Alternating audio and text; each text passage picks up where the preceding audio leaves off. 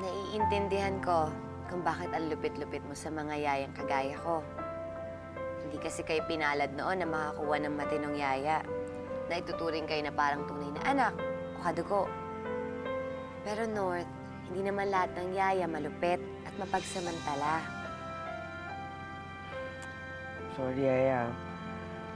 Ayoko na kasi maranasan na sinasaktan yung mga taong pinagkakatiwalaan mo na nag-expect ka na sila yung mag-aalaga sa'yo. Kaya bilang kuya, I feel responsible na protektahan ko yung mga kapatid ko. Pero North, nagiging matigas at malupit ka na sa mga kapatid mo. Alam mo, dapat maging totoong kuya ka na lang sa kanila. Para sundin ka nila.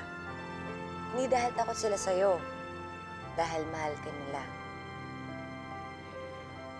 So ganun, Yaya, turuan mo ko paano mahalin sila. This time, maging responsable na ako.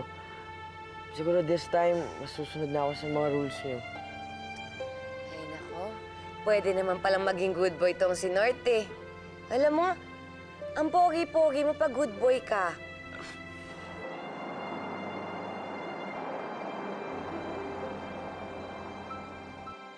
Hoy, ba't ganyan ka makatingin?